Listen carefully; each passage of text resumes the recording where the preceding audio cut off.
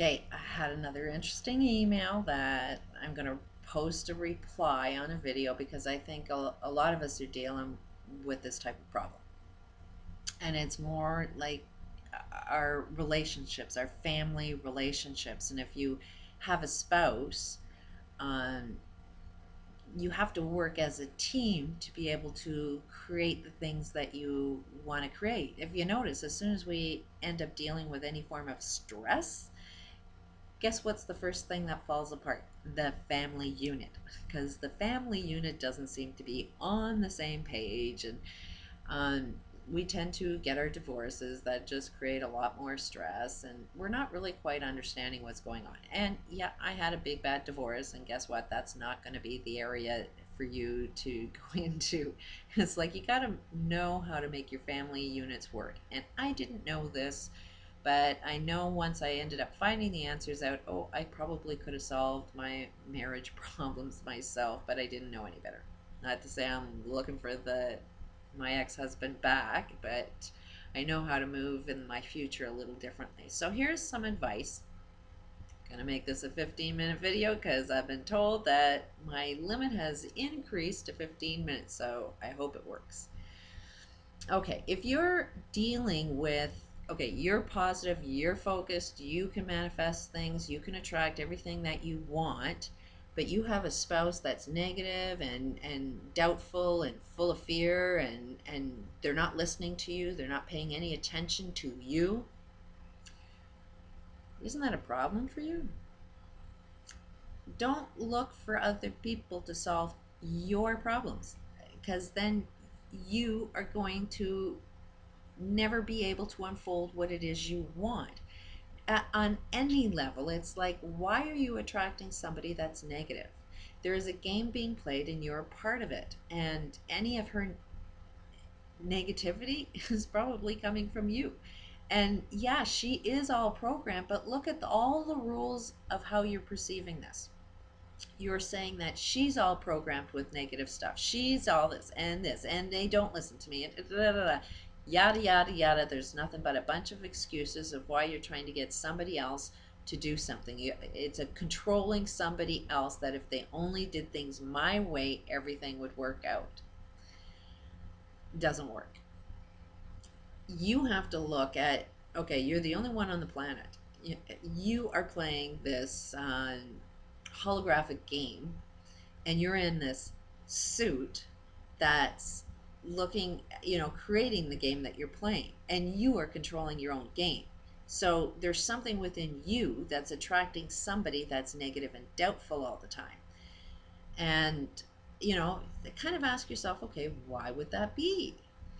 And might I suggest, because that's your lesson, it's how can you transform that experience around? I mean, first of all, you're saying that it's really frustrating, so I'd suggest calm down.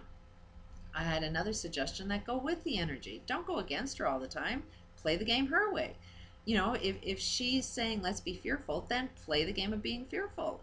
Be really, really scared. Do things that she does. Then she'll be at one with you. She'll start relating with you because she's feeling like you are listening to her.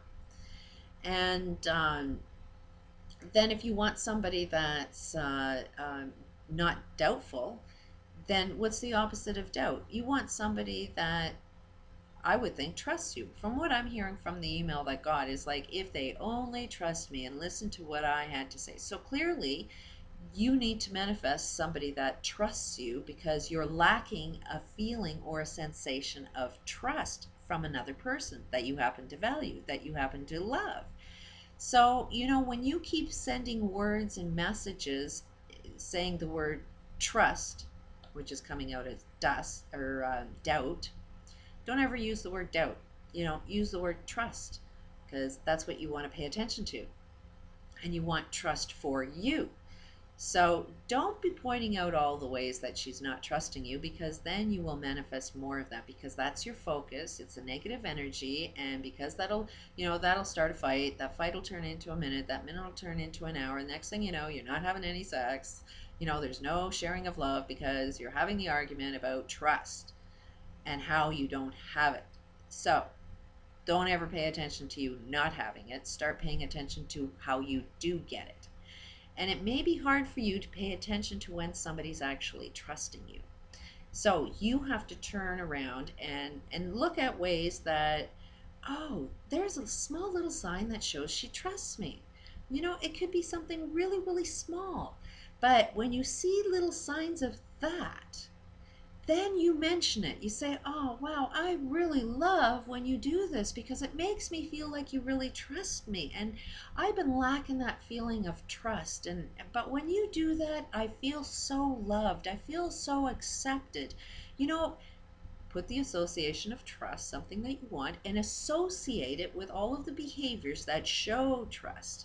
Make the other person feel good because they all want to show love. They all want to feel good about themselves. They all want to know they did something good. So when you're pointing out what they did good, will make them want to do more of that because it feels good. We'll always follow the direction that makes us feel good. So you have to make your spouse feel good about something that they're doing.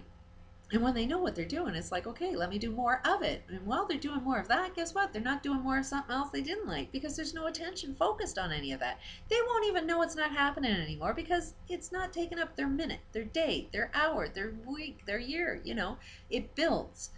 So that it would be my advice is don't be focused on trying to teach somebody. People learn by example. So if you need to be the one that, you know, makes the clouds, then just go and say, hey, look at there's clouds. Wasn't that cool? I wonder what made that happen. And then if it's like, well, maybe the government's control, yeah, maybe, but let's see if we can overcome what the government's doing. You know, let me test that out. Let me just try it out. You know, play some games, you know, with the manifestation game. And sometimes people don't get it the first time. Some people don't get it the fifth time. Some people don't get it when you've done it 20 times. But the whole idea is that fill every ounce of your day with manifesting exactly what it is you want. And transform the things that you don't want. And you got to look at that just as you are manifesting, you know, clouds coming or, you know, whatever it is that you're trying to attract that ends up being good, and kind of look at yourself as why you're attracting things you don't really like because that's coming from you in the same way. But as long as you're looking at it from a perspective that it needs to be controlled by somebody else doing something, then you're giving your power away.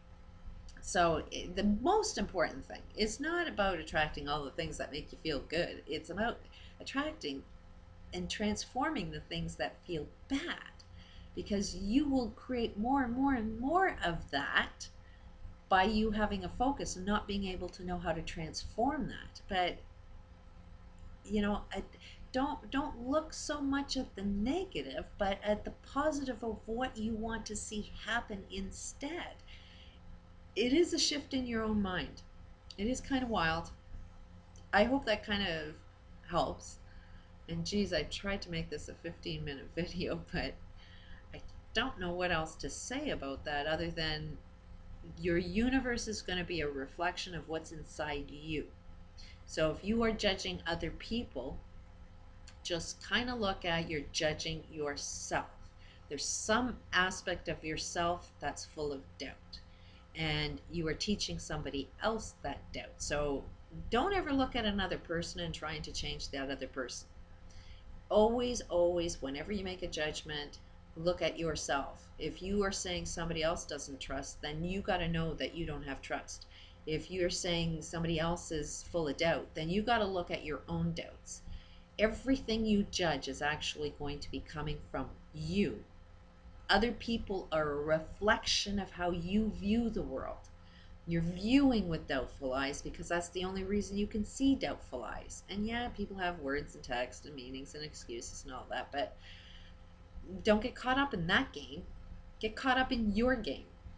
And then people will follow along because, especially if you're having a lot of fun, people tend to want to have fun.